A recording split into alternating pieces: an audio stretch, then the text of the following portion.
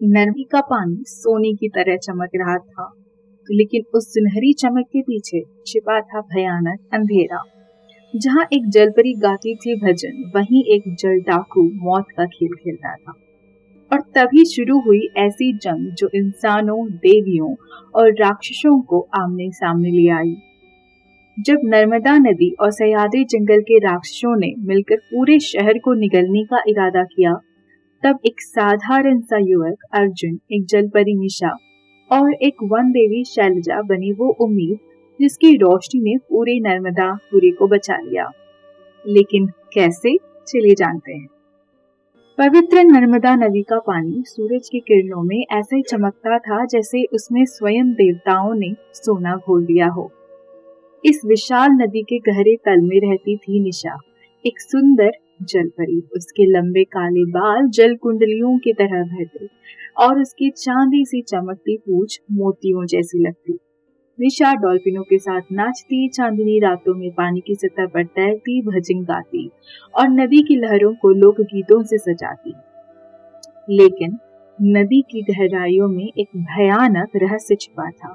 कालोदर, एक विशाल जल डाकू। उसका शरीर काई और सर्पों से ढका था और उसकी आंखें जलते अंगारों की तरह लाल थी।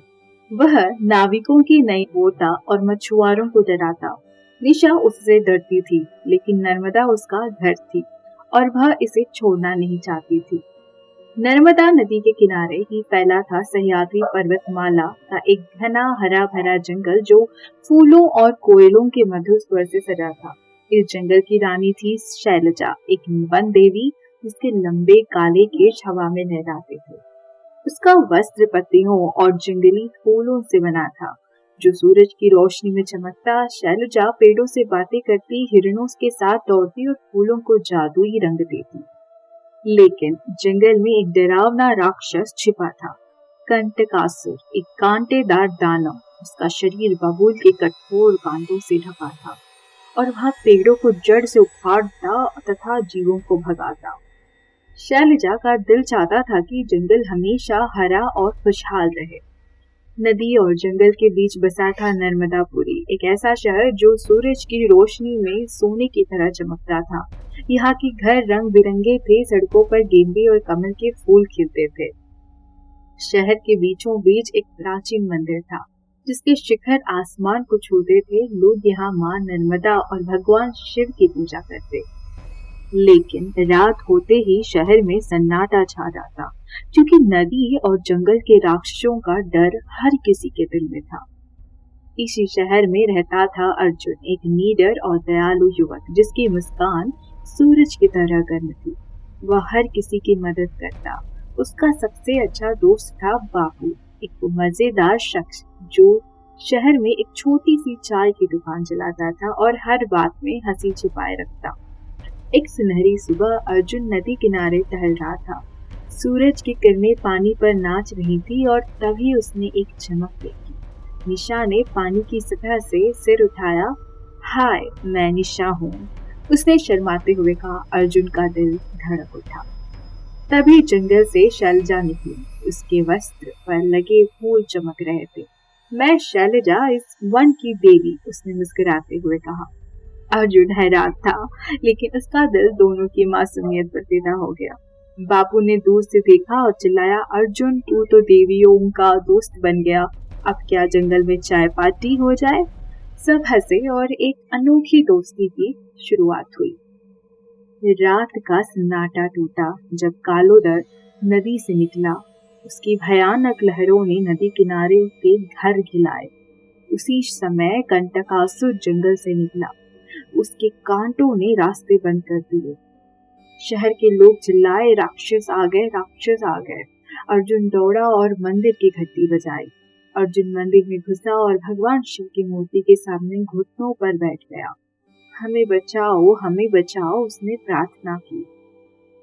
तभी मंदिर के गर्भगृह से एक दिव्य ज्योति निकली जो नदी और जंगल तक फैली। कालोदर और कंटकासुर डर कर पीछे हटे। निशा ने पानी से देखा और फुसफुसाया, ये भगवान की शक्ति है। शैलजा ने पेड़ों से प्रार्थना की और फूलों ने रोशनी को जवाब दिया। निशा ने फैसला किया कि वह कालोदर का सामना करेगी। उसने नदी में जादुई गीत गाया जिससे पानी की लहरें तूफान बन गई। अर्जुन के लिए वह चिल्लाई और कालोदर को पीछे धकेला। शैलजा ने जंगल में अपने जादू का इस्तेमाल किया। उसने फूलों और पेड़ों को बुलाया और कंटकासुर के कांटे रंग बिरंगे फूलों में बदल गए। बापू ने सबको हिम्मत दिलाई और राक्षसों को हंसाने की कोशिश की। कालोदर, तुझे मेरी दुकान की मीठी चाय चाहिए? शायद तेरा गुस्सा ठंडा हो जाए। लेकिन राक्षसों का गुस्सा और बढ़ गया। आखिरकार कालोदर और कंटू ने एक साथ मिलकर शहर पर हमला किया। नदी की लहरें घरों तक पहुंची और कांटों ने रास्ते बंद किए। अर्जुन, निशा और शैलजा ने मिलकर लड़ाई लड़ी। निशा ने पानी का तूफान बनाया, शैलजा ने फूलों की दीवार खड़ी की और अर्जुन ने हिम्मत दिखाई। अर्जुन ने फिर से मंदिर में प्रार्थना की। मंदिर के पुजारी ने कहा, भगवान की कृपा हमारी रक्षा करेगी। तभी फिर से एक तेज सुनहरी रोशनी निकली जो सीधी राक्षसों पर पड़ी। कालोदर और कंटकासुर चीखते हुए पीछे हटे। उनकी शक्ति घटती गई और वे अंततः नदी और जंगल की गहराइयों में गायब हो गए। नर्मदापुरी फिर से हंसी और प्यार से भर गया। लोग नाचते गाते और एक दूसरे की मदद करते। मंदिर की घंटियां खुशी से बजी। निशा ने नर्मदा नदी को फिर से निर्मल और स्वच्छ बनाया। पानी इतना साफ हुआ कि सूरज की किरणें तल तक जाने लगी। शैलजा ने जंगल को फिर से हरा भरा किया। फूल खिले, पक्षी गाने लगे और लोग जंगल में पिकनिक मनाने आए। बापू ने शहर में जीत की बड़ी पार्टी रखी। उसने अपनी दुकान पर मिठाई बांटी और जोक सुनाए। राक्षस अब मेरी दुकान में समोसे मांगने आएंगे, ऐसे कहा। सब हंसे और शहर में खुशी छा गई। अर्जुन ने निशा, शैलजा और बापू से कहा, हम हमेशा दोस्त रहेंगे। सब ने गले लगाया और उनकी दोस्ती अमर हो गई। नर्मदापुरी अब डर से मुक्त था। निशा नदी में तैरती, शैलजा जंगल में नाचती और अर्जुन शहर का हीरो बना। बापू अपनी दुकान में चाय और मुस्कान बांटता। उनकी दोस्ती और प्यार ने हर मुश्किल को हरा दिया। बच्चे उनकी कहानी सुनकर अपने सपने देखते और शहर में हमेशा खुशी रही। अगर यह वीडियो पसंद आया हो तो लाइक करना ना भूलें और ऐसे ही चटपटी कहानियों के लिए चैनल को सब्सक्राइब करें। धन्यवाद।